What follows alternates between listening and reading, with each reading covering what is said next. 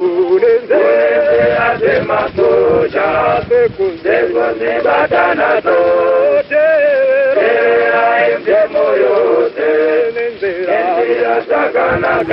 fellow Zimbabweans. The situation in our country has reached another level. Since our address on Saturday, 19 April 2025, further damning information has come to us through progressive forces within the security sector in our country. These progressive forces have revealed continuing on the daily planner of our national treasury by Emerson Dambuzo Mnangagwa and his Ghanaians. This is done while our people continue to suffer in every way, including a collapsed healthcare system, infrastructure decay, judicial capture, and others. As we speak, Zimbabwe, the Minister of Justice and Parliamentary Affairs, Virginia Mabiza, Prosecutor General, and Jacob Mdena, the Speaker of the House of Assembly, are ready to submit proposals to amend the Constitution and extend the presidential term to 2030. The amendments will also extend the life of Parliament from 5 to 7 years. This will take the current Parliament to 2030. The amendments include repealing Section 328 of the Constitution to allow Mnangagwa to benefit from the changes. They are also planning to use their 2/3 majority to approve the amendments and illegally avoid a referendum. They are planning to submit the proposals to the Cabinet next week for approval. The proposed amendments will then be sent to Parliament for approval using the ZANU-PF 2/3 majority. Public consultations will be conducted, and even if they are resisted, amendments will be adopted by Parliament again. The amendments will be adopted without conducting a referendum. We are aware of these shenanigans. Apart from looting billions, they are also planning to loot the Constitution by criminally mutilating the Constitution to extend their plunder. Zimbabwe, Mudenda and Mabiza, we are watching you, and your time will come. Walk away. We will not give you the chance to butcher our Constitution. We know you have met judges and ordered them to throw away any application by anyone who will approach the court seeking a relief to save the Constitution. Looking at the levels that Mnangagwa and his Ghanaians are doing to our country is continuing each day they remain in the office. This has now reached an unprecedented level and is unforgivable and cannot be tolerated any longer. Alarming cases of looting billions of dollars in our country are being covered up, and these thieves continue to enjoy Mnangagwa's protection. Mnangagwa, due to his severe mental illness, now thinks and acts like his position as president of Zimbabwe is now the same as a mafia or a cartel boss. Each day that passes by, Mnangagwa and his Ghanaians are preoccupied with moving their looted billions of dollars to foreign countries. But progressive members of our security sector are quietly monitoring all their moves. We definitely can never accept or tolerate this behavior from Emerson Mnangagwa and his Ganandas any day longer. For instance, Mnangagwa and his criminal cartel have used Command Agriculture scandal to loot approximately $3 billion. GDI scandal to steal hundreds of millions of United States dollars in assets from the Zimbabwe Defense Forces. Kuvimba mining house scandal to loot $1.9 billion. Gold incentive scandal to loot more than $750 million. ZEC scandal to loot 800 million rand. Chivayo OPC scandal to loot $548 million. Valley Seed scandal to loot $191 million. Geopomona scandal to loot in excess of $162 million. These are just a few examples. There are many more cases. These cases are not going unpunished.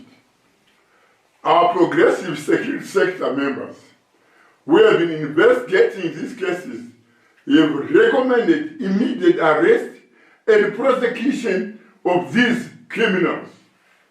The first phase of these high-level arrests include the arrest of Kudakwashe Tagwirei, Wicknell Chivayo, Scott Sakupanya, George Guamatanga, Johnny Mangunia, Mutuli Ngwe, Martin Rushwaya, Delish Ngwaya, Obey Chimuka, Norman Chumuka, Joseph Berry, Christopher Fori, Ronel Sinclair, Simbarashe Chinyemba, Varaizo Zivudzi, Temba Katazo, Moses Kurejekwa, Daniel Garwe, Jacob Mafume,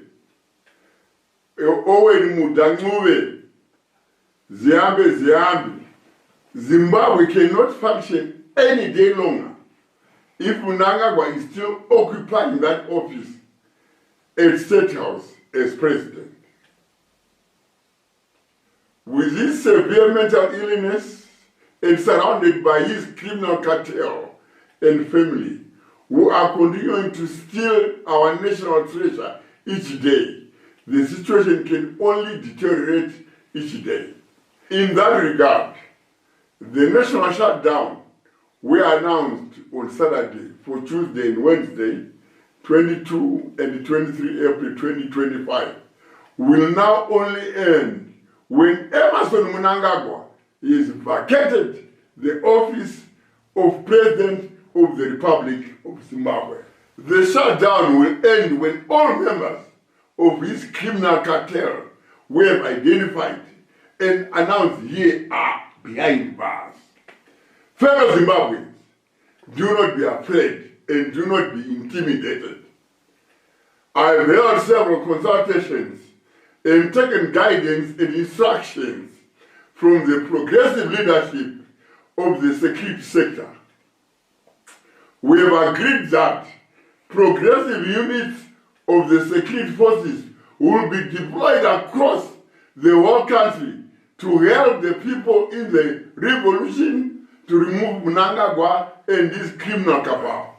This indefinite stay away will be accompanied by specific strategic actions of progressive members of the security sector to put maximum pressure on Mnangagwa and his Ganandas to leave now.